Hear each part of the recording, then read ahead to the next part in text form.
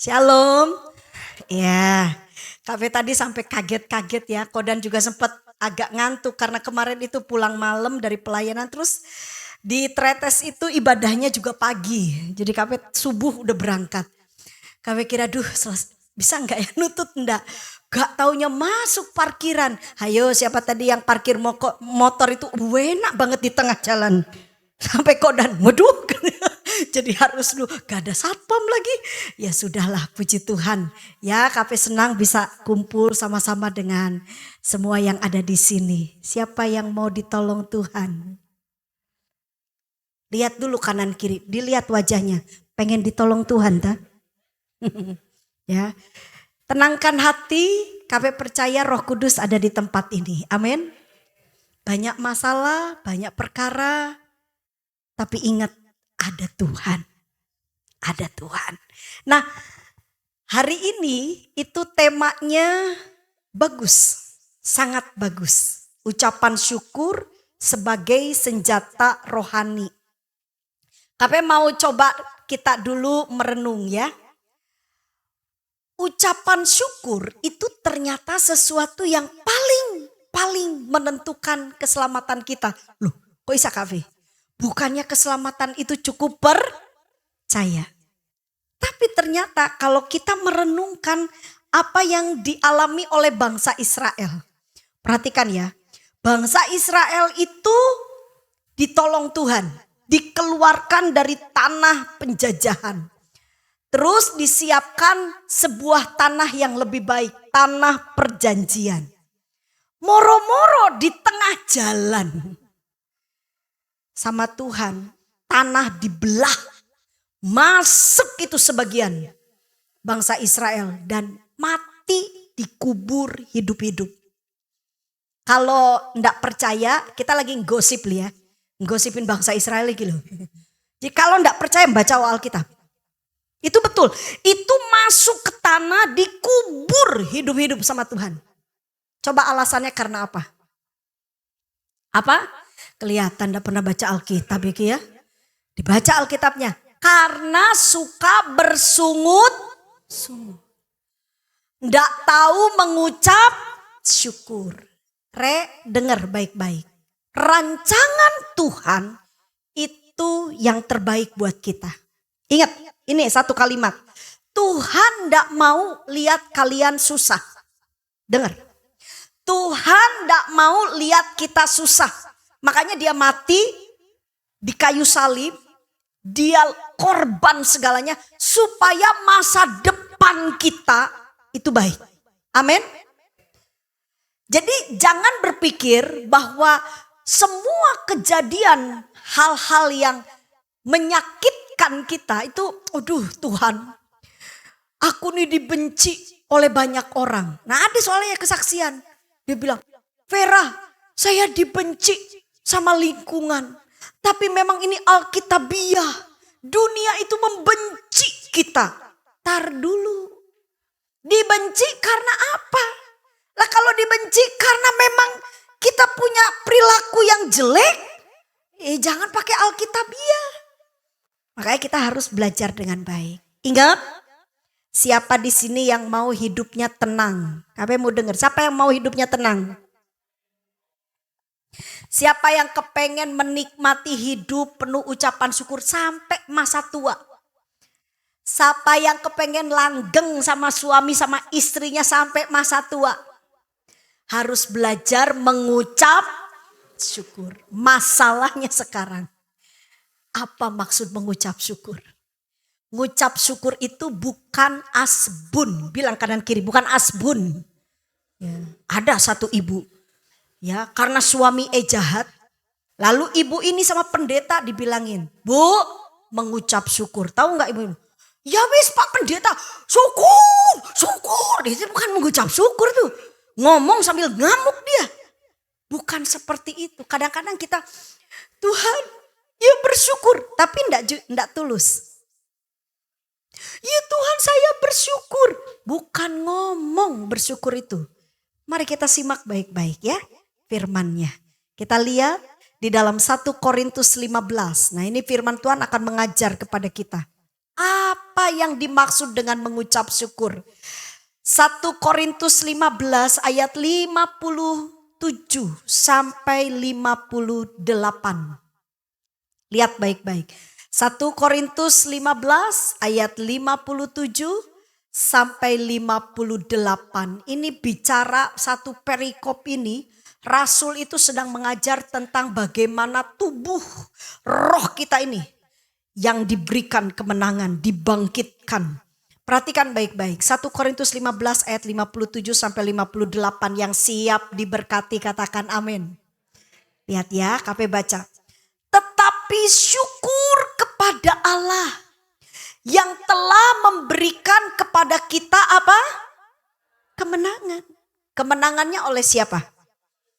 Oleh Tuhan Yesus Tuhan kita.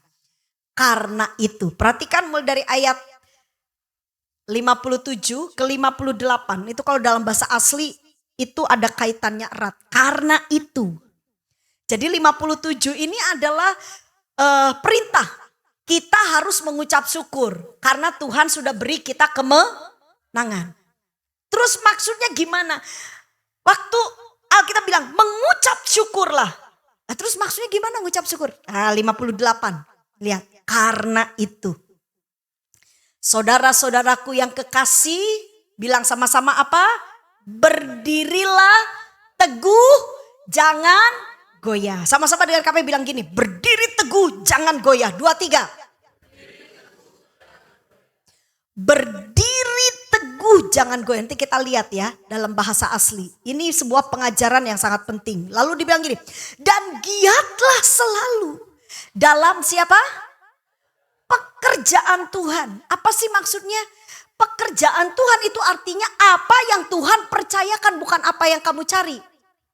Tapi apa yang Tuhan percayakan. Saat kamu hidup benar, Tuhan kasih kepercayaan. Nah itu tuh, itu dipegang gitu teguh. Kita harus giat.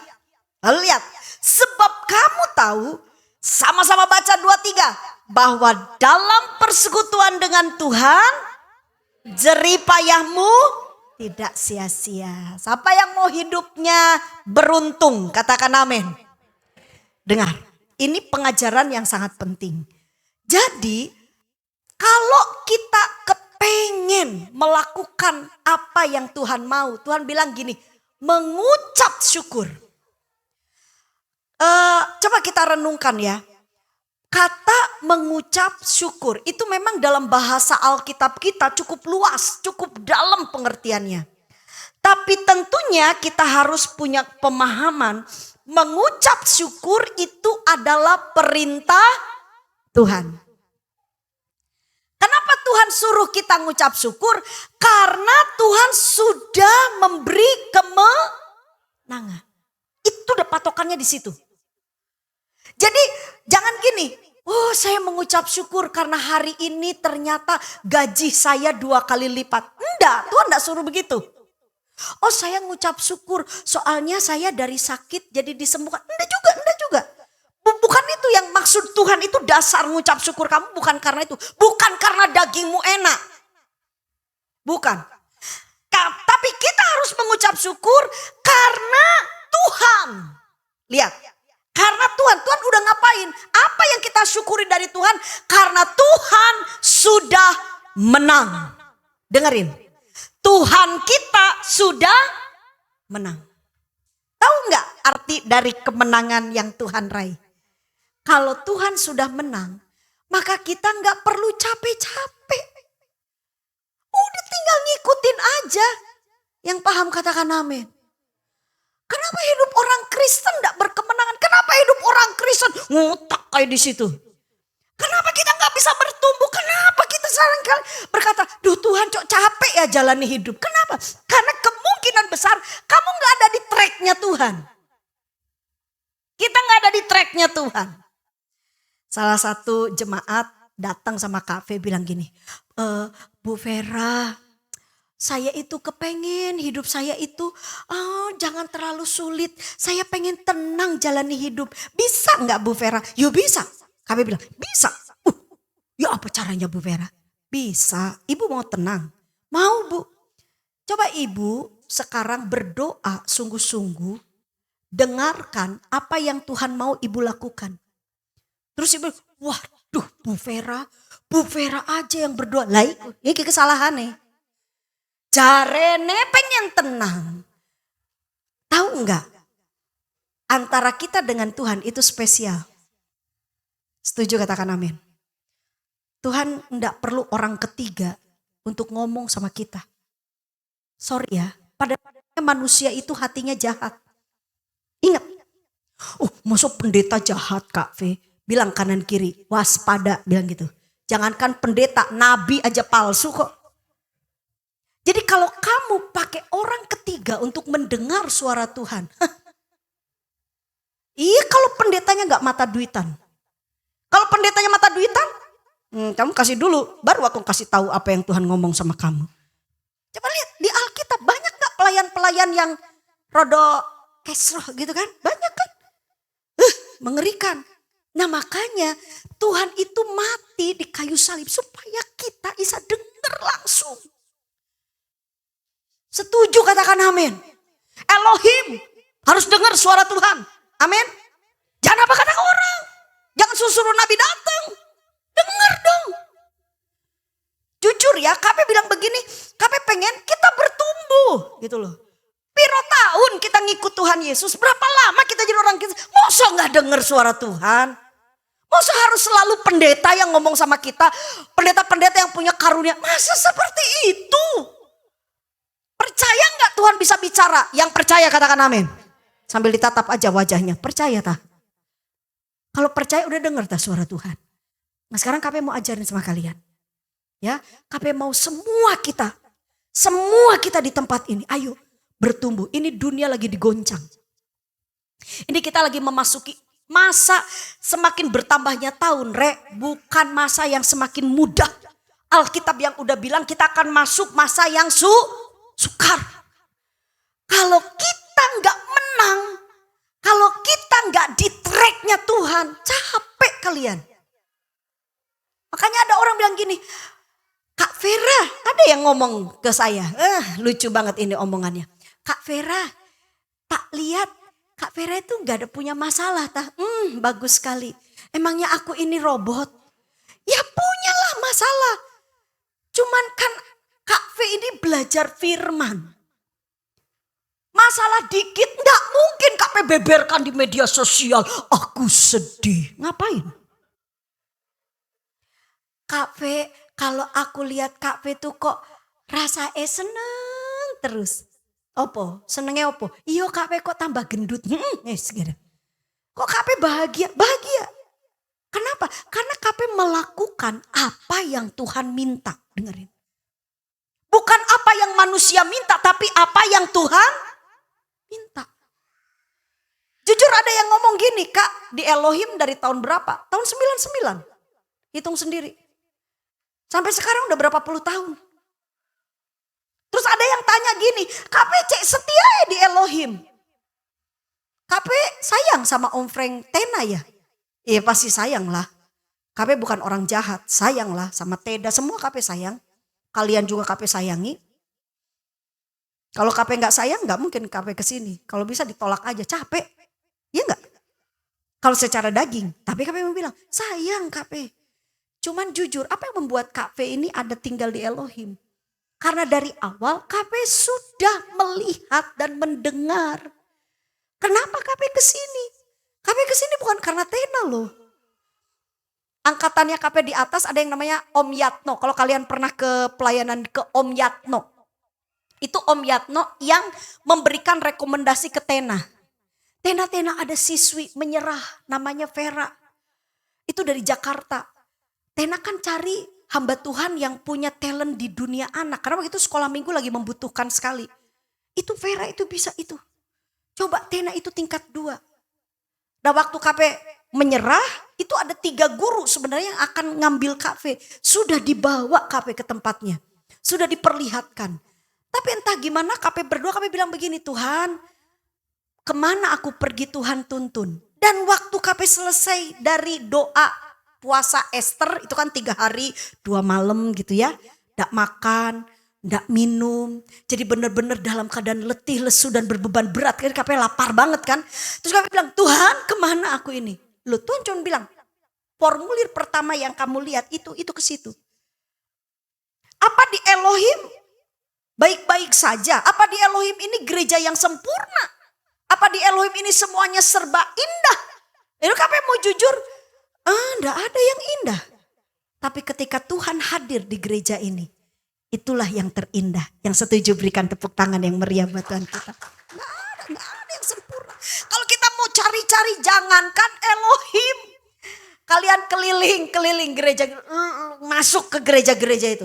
Apakah ada gereja yang sempurna? Tapi kalau sudah selesai khotbah, Bu Vera, kita makan? Iya, tahu nggak di meja makan? Kodan yang enak makannya. Oh, semua makanan kodan nikmati. Kafe, makan ati. Kenapa?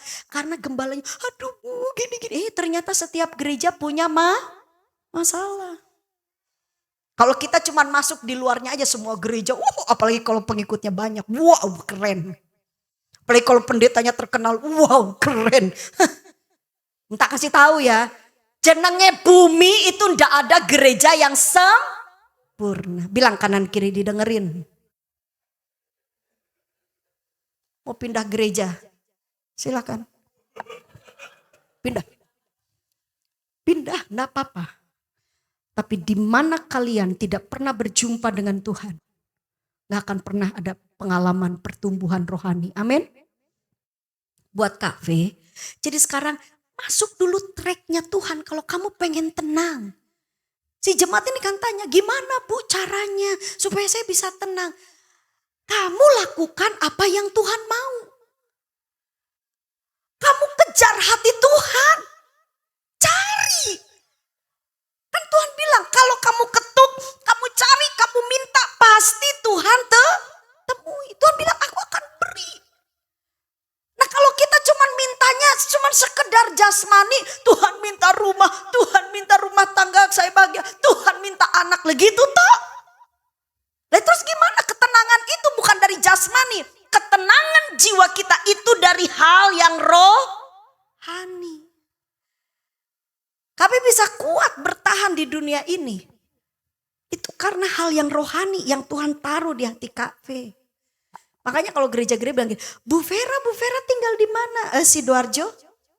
Wah, berapa lama Bu Vera? Segini. Bu, itu gerejanya pasti Bu Vera sampai lebih dari 20 tahun. Pasti gerejanya itu luar biasa. Tahu gak jawaban kami apa? Ya gereja yang ada di bumi. Kami bilang itu, gereja yang ada di bumi. Artinya apa? Nggak ada yang sempurna. Aduh gembalanya Bu Vera pasti baik. Kami tanya, iya gembala saya manusia. Artinya apa? Mana di sini istri-istri yang suaminya manusia? Cek lagi kakinya cek. Itu suamimu bener manusia apa enggak? Itu jangan ngawang gitu kan. Tak kasih tahu. Jenenge manusia tidak ada yang sempurna. Terus ditanya, kalau tidak ada yang sempurna, kalau gerejanya tidak sempurna, gembalanya tidak sempurna, kenapa Ibu Vera ada di Elohim? Kenapa Kak V ada di Sidoarjo? Karena Tuhan yang suruh. Kalau ada Tuhan yang suruh, biar badai besar sekalipun, Kak V tetap yakin ada Tuhan di samping Kak V. Amin. Lakukan apa yang Tuhan mau. Jangan kamu lakukan apa yang dagingmu mau. Saya mah senang di sini. Kenapa kamu di gereja GPD Elohim? Alasannya kenapa? Iya karena gerejanya besar Kak V. Gundulmu. Duh maaf yang gundul-gundul. Tapi kami mau kasih tahu, jangan alasan yang gak benar. Kenapa kamu berjemaat? Doa dong, doa sama Tuhan. Kenapa kamu jadi jemaat GPD Elohim supaya kamu tahu mengucap syukur? Kenapa kita melayani di gereja Elohim? Kenapa? Kalau alasannya, bapakku pengurus gereja. Kenapa ada di GPD Elohim? Makanya kenapa terjadi perpecahan? Kenapa orang gak bertumbuh? Kenapa orang gak bisa ngerti tentang rencana Tuhan? Karena dia gak pernah melakukan dan dengar langsung dari Tuhan. Apa yang harus dia kerjain? Kenapa kamu sekarang kerja di kantormu? Kenapa kamu buka perusahaan? Kenapa kamu menikah dengan orang yang di sampingmu? Coba lihat itu wajahnya. Kenapa kamu menikahi dia? Lihat, pandang. Kalau kamu lakukan semua karena kedaginganmu, jangan salahkan Tuhan. Kalau kamu mengalami kesulitan, yang paham katakan amin. Bilang kanan kiri, Kak Fe enggak ngamuk. Soalnya Kak Fe itu paling seneng ngomong di rumah sendiri. Kalau di gereja luar juga Kak Fe lebih lagi sih. Kak Fe bilang mau diundang gak diundang terserah. Yang pasti aku ngomong apa yang Tuhan mau. Kalau kamu lakukan apa yang Tuhan mau. Jujur tiap malam Kak Fe pandang itu wajah Ko Daniel. Kenapa aku menikah dengan dia? Tak pandang. Lalu Roh Kudus bilang, karena aku yang mau. Apa kalian tahu gak sebelum Kak Fe dengan Kodan pacaran sama siapa? Pernah Kak Fe pacaran dengan kedagingan Kak Fe itu. Dengan siapa? Dengan seorang pendeta. Tapi pendetanya pendeta palsu kelihatannya.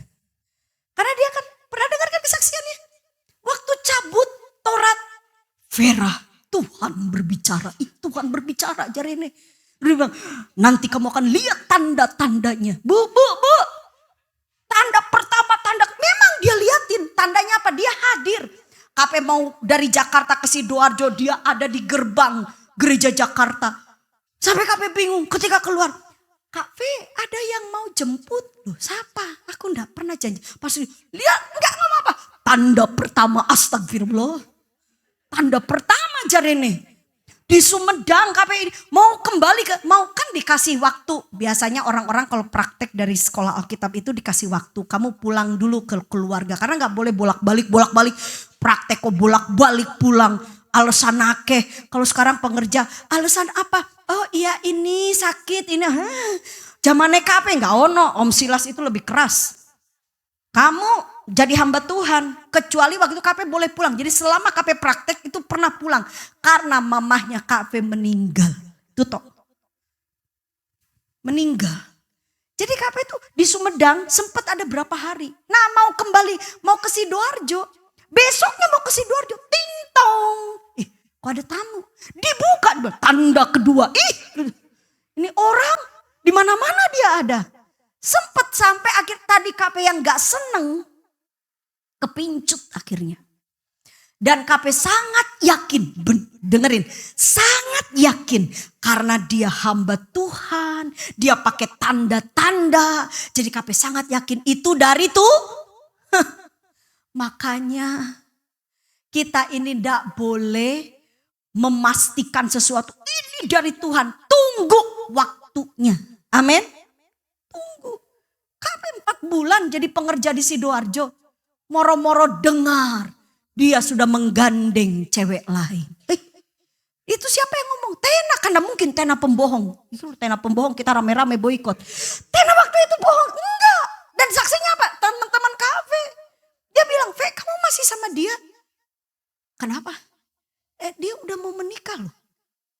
Hah? Nah itu berarti Tena enggak bohong. Kalian harus tahu. Menurut kacamata kita, itu dari Tuhan. Dengar dulu, tunggu waktu Tuhan. Perhatikan, Kak Fe berharap Roh Kudus bicara sama kalian. Waktu Kak Fe lihat Kodan, tak kasih tahu ya. Pertama, Kak Fe tuh gak suka orang gemuk, jujur. Kak Fe dulu itu berat, kenapa Kak Fe gak suka orang gemuk, Kak Fe juga gemuk sekarang gemuknya. Dulu waktu pengerja berat badannya Kak Fe 36 kilo. Tanya tuh yang lama-lama tuh mana Johan nih. Johan mana Johan?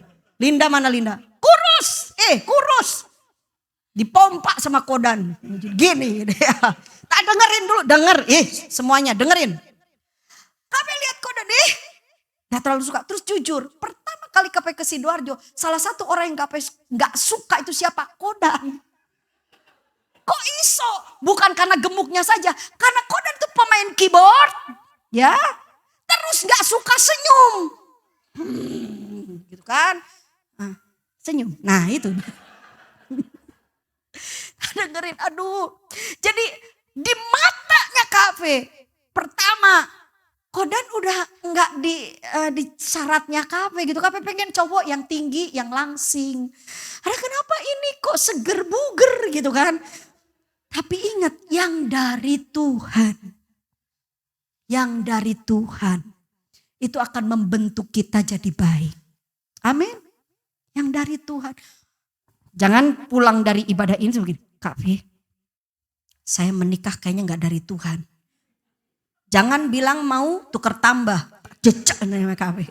Kalau bisa ya, dibaptis ulang. Ada yang mau bercerai di sini? Ada? Anda apa? Temui Kak V. Besok kita baptis ulang. KP baptis kamu, tenggelamkan sampai KP berbahasa roh. Dan tahu gak kalau KP berbahasa roh lebih dari 20 menit. Nggak usah ke atas lagi. Tak kasih tahu Re. Kalau sampai KP bilang, Kak V aku pengen tahu jodohku itu mana. Dengerin. Jodohmu adalah ketika kamu ada di pelaminan. Lihatan. Biar bagaimanapun rambutnya, bagaimanapun tubuhmu, itu jodohmu. Kalau sudah di pelaminan apalagi ompreng tumpang tangan, ada hamba Tuhan tumpang tangan dalam nama Allah Bapa, Allah Anak dan Allah Roh Kudus. Iku. Siapa di sini yang menikah belum diberkati? Angkat tangan. Sudah diberkati? Bilang kanan kiri, kamu dari Tuhan. Bilang gitu. Kamu dari Tuhan. Ya makanya orang kalau dengar dari Tuhan, dia tidak mungkin sampai mengambil keputusan yang salah. Amin. Bayangin, KP sampai minta tanda waktu itu sama Tuhan. Tuhan, aku minta tanda. Kan KP mandul kan. KP divonis mandul sama dokter. Wah, Vera enggak bisa melahirkan anak. 1 tahun, 2 tahun, 3 tahun itu KP menikah sama Kodan. Gak ada tanda-tanda kehamilan. Yang ada tanda-tanda kegemukan. Hamil enggak, gemuk iya. Kami bilang, aduh Tuhan. Tapi kami berdoa, kami bilang gini, Tuhan. Jenenge manusia itu kan kepengen kepastian. Jadi kami bilang sama Tuhan. Jika memang rumah tanggaku ini benar di hadapanmu, aku minta tanda. Itu toh. Tanda apa? Ya jujur, kami pengen punya anak. Kami bilang, kasih. Itu memang itu dari hatinya Kak V. Apa yang terjadi? Lo lahir lo Joy. Semua bilang gini, Kak V anaknya kok cuman 1. Lu pikir bikin anak kayak bikin bakpao. 1 aja ini Kak V dengan Kodan itu sudah benar-benar itu anugerah. Saya bilang, duh puji Tuhan. 1 dibesarkan, dikasih. Kak V selalu bilang di hadapan anaknya Kak V, Joy, kamu tanda dari Tuhan. Bahwa Tuhan memberkati rumah tangga papa dan mama. Tuhan ada di tengah-tengah papa dan mama. Mama yang minta tanda kehadiran kamu. Jadi ingat artinya apa Joy? Kamu milik Tuhan. Kamu titipan Tuhan buat papa sama mama. Dengar. Nah kalau kita udah ngerti itu, makanya lihat. Orang yang ngerti, orang yang dengar langsung bahwa Tuhan yang melakukan segala hal yang dia lakukan, maka dia akan berdiri kokoh. Yang paham sampai sini katakan amin. Berdiri kokoh. Perhatikan. Kata berdiri kokoh ya di sini dikatakan berdirilah teguh jangan goyah. Dalam bahasa asli ditulisnya gini.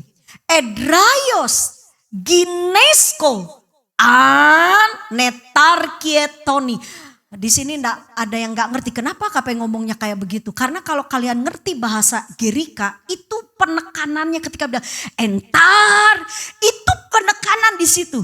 Artinya apa? Ini bicara tentang satu hal yang kokoh enggak mungkin tergoyahkan. Tidak mungkin tergoyahkan. Dan ternyata itu ciri orang mengucap syukur. Orang yang mengucap syukur itu kokoh. Gak mungkin tergoyahkan.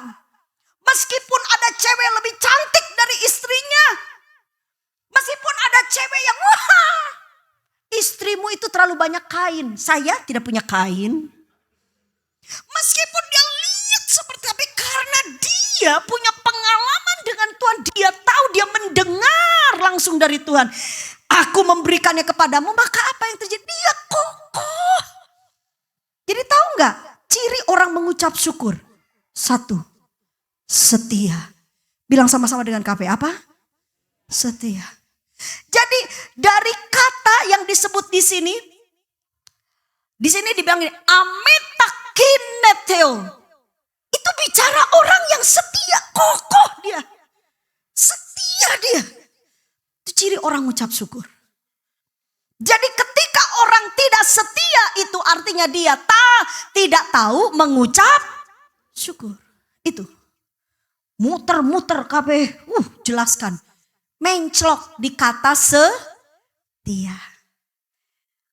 Dan ingat, waktu kita tahu mengucap syukur, Tuhan, Dia yang setia dan adil akan memberkati hidup kita. Amin. Waktu kalian tahu mengucap syukur, maka kalian sampai masa tuamu, engkau akan digendong sama Tuhan. Tahu nggak? KP ditanya, KP usia sekarang udah berapa? Wis tua, wis gitu aja. Terus dia bilang, KP di masa tua, apa yang KP renungkan ketika KP memasuki masa-masa tua? Bahagia. Kenapa? Karena KP tahu di masa tua KP bukan hanya disertai lagi kata Alkitab. Tapi Tuhan menggendong. Sayang sekali rambutnya KP kok enggak ono putih. Jarine Kodan, iya kamu tuh gak ada ubannya soalnya Kodan putih itu. Kodan itu rambutnya putih. Jadi kalau kalian lihat Kodan rada hitam itu pakai apa gitu loh. Kalau KP itu gak ada putihnya, cuma masalahnya botak. Maaf yang botak-botak. Ini sama dengan KP. Jadi kalau kalian tahu ini di belakangnya KP sampai tak tutup botak iki KP iki. Tapi enggak ada ubannya. Cuman KP percaya hari tua digendong oleh Tuhan. Senang hari tua. Karena KP akan semakin peka dengan suara Tuhan. Digendong kan gak mungkin. Masa gendong? Saya gendong ya kamu di sana. Saya gendong. Ya gak mungkin. Gendong itu ada yang gak percaya? Coba mana di sini istri-istri coba digendong sama suaminya. Coba rasanya gimana? Deket kan? Bukan jauh. Agak gendong ya. Nah KP sendiri yang kadang-kadang KP gini. Ke Kodan. Sekali-sekali aku digendong dong Terus Kodan bilang. Katanya Kodan. Sudah gajah. Bunting lagi katanya. Berat maksudnya gitu kan. Aduh rasanya digendong pasti enak. Siapa yang mau digendong sama Tuhan? Amin. Berikan tepuk tangan dulu buat Tuhan kita. Semakin usia kita bertambah, semakin dekat kita sama Tuhan. Amin. Bisa dengar suara Tuhan, bisa ngobrol sama Tuhan.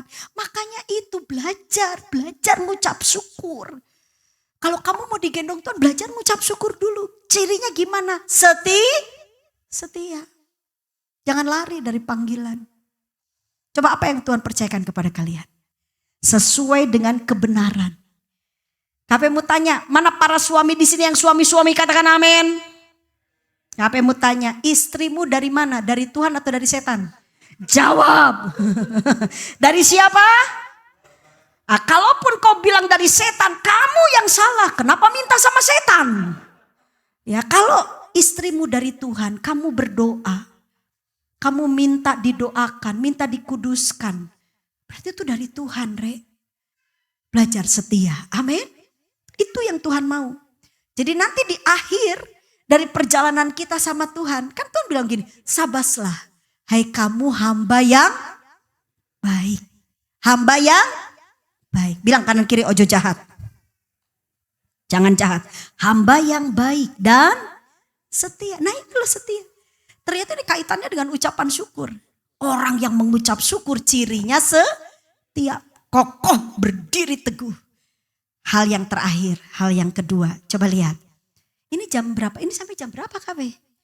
Ada berapa menit lagi? Mana ini timernya? Ini kalau KB nggak dikasih informasi, banyak gereja-gereja udah tahu kalau KB khotbah mereka 15 menit lagi, gede-gede lagi. Iya aku tahu gitu kan. Cuman memang KB suka kebablasan kan. Oke, jadi lihat yang kedua dikatakan begini. Karena itu saudara-saudaraku kekasih, berdirilah teguh jangan goyah dan apa katanya? Giatlah selalu. Mari kita lihat kata giatlah selalu. Ini bagus banget ini buat kita ini generasi muda ya, yang masih muda-muda. Siapa yang masih muda di sini katakan amin. Iya, KP aja seperti ini masih merasa muda KP. Giatlah selalu periseu argon, periseu egron. Ini bicara tentang perbuatan, sesuatu kegiatan yang dikerjakan dengan antusias. Coba-coba KP pengen lihat sih antusias gimana, antusias gitu loh. Siapa yang bisa kasih terjemahan atau menggambarkan antusias itu maksudnya apa toh? Berapi-api, gitu. Tahu nggak orang yang berapi? Ada orang bilang gitu, saya tuh orangnya lembut, saya tuh orangnya nggak bisa kayak Kak Vera, tak bakar. Udah pasti, itu kata semangat itu, berapi-rapi.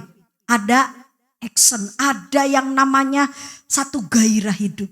Tahu nggak ciri orang yang mengucap syukur? Ini dari ayat ini.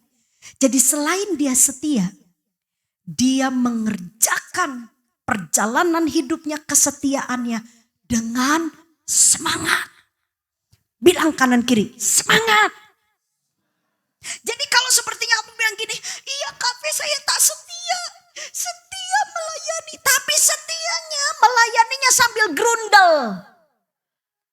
Ada lagi orang bilang, karena akar pahit, karena kekecewaan, sama suami tidak pernah lagi disayang, mungkin ditindas terus. Setia sih, si istri itu setia di sampingnya, tapi setia dengan asal. Pokoknya kamu kan nggak minta cerai, ya udah kita jalani hidup, ya udah. Itu tidak disukai Tuhan. Kata mengucap syukur, selain kita punya sikap kesetiaan, kita lakukan kesetiaan itu dengan semangat.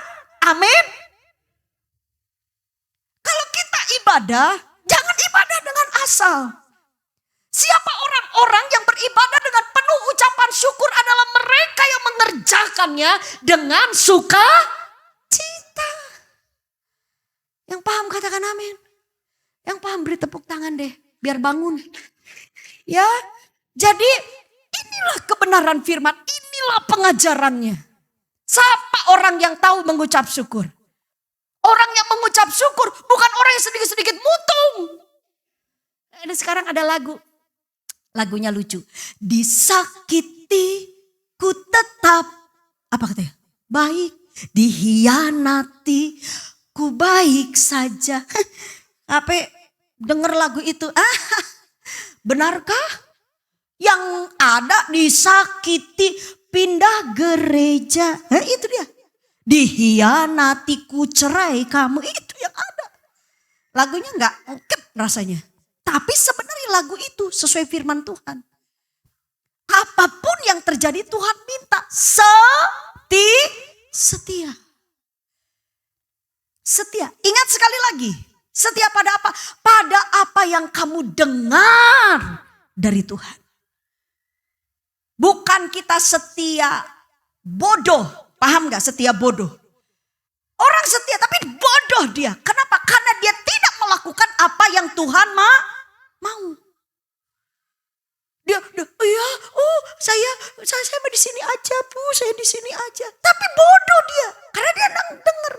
Kenapa orang? Makanya sekali lagi, orang susah, orang itu jadi sulit karena dia tidak melakukan apa yang Tuhan mau. Selama KP melakukan apapun, KP tanya Tuhan. Tuhan, maukah seperti ini? Betulkah seperti ini? KP minta tanda. Tanda dibukakan. Tuhan berikan damai sejahtera. Ya KP lakukan. KP lakukan. Jadi ingat, siapa di sini yang mau sehat? Coba lihat kanan kiri. Kamu mau sehat? Siapa di sini yang gak mau stroke? Coba. Coba tanya, kamu gak mau stroke? Lakukan apa yang Tuhan mau. Jangan lakukan apa yang kamu mau.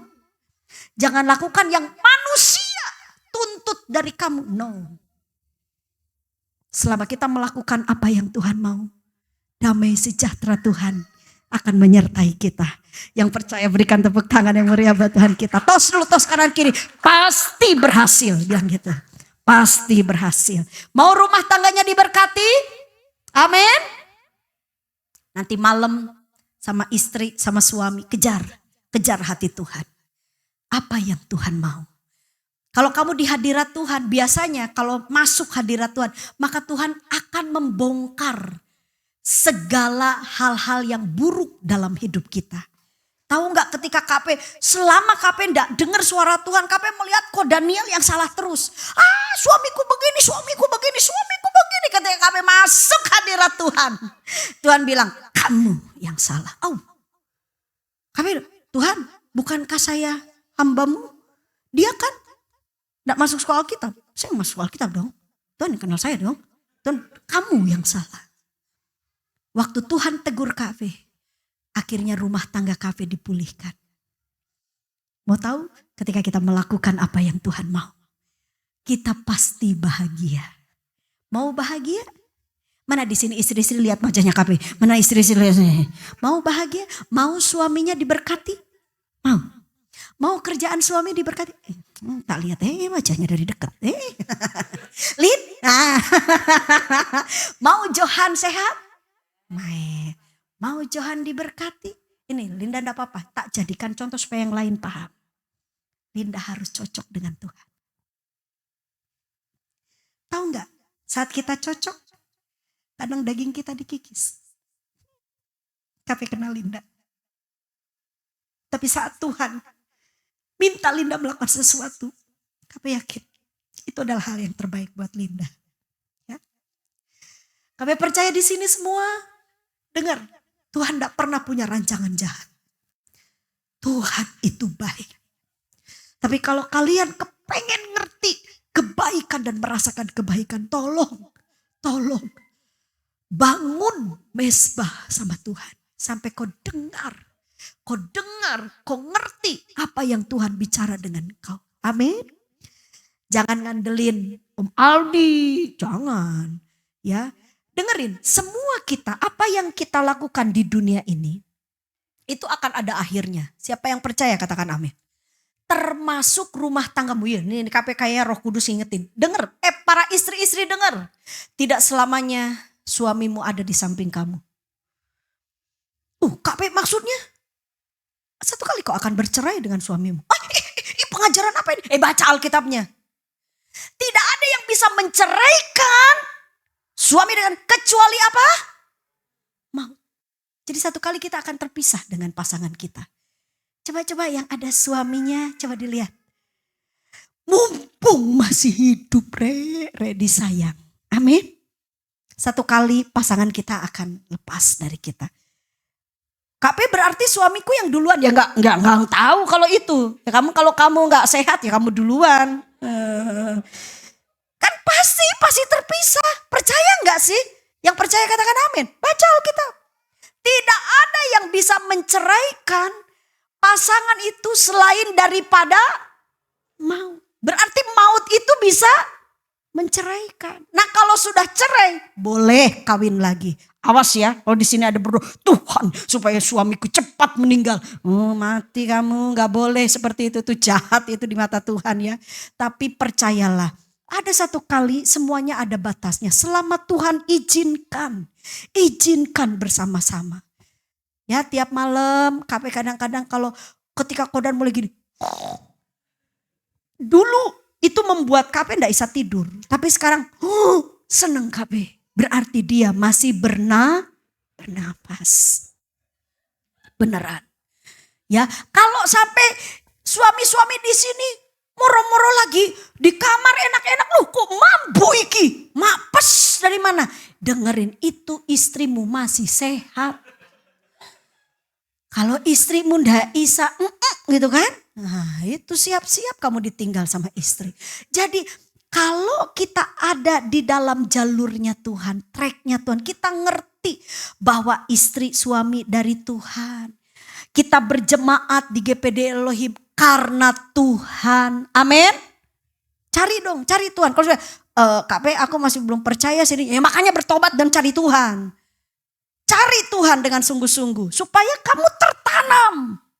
Supaya kamu ngerti, dan KP percaya hari ini Roh Kudus akan berbicara lebih lagi. Jadilah orang setia. Dan kerjakan semuanya dengan segenap hati. Jangan kerjakan dengan hati yang geram. Jangan kerjakan dengan hati yang pahit. Jangan. Pandang Tuhan. Dia Bapa yang baik. Yang percaya sekali lagi berikan tepuk tangan yang meriah. Ada satu lagu. Jadi tadi pagi cukup kaget KP. Karena ternyata worship leadernya ternyata pencipta lagu. Dan lagu ini pernah KP dengar di TikTok, di YouTube. Ya, bagus sekali lagu ini. KP ketemu dengan penciptanya tadi pagi di Tretes. Dan dia bersaksi bahwa lagu ini diubahkan ketika dia menghadapi badai hidup. Dia menghadapi kondisi yang sangat sulit. Dan dia hampir berputus asa. Orangnya masih muda. Tapi dia bilang, saat itulah dia berjumpa dengan Tuhan. Tuhan menguatkan dia. Tuhan cuma bilang di hatinya, bersyukur. Coba kasih nada dulu Kak.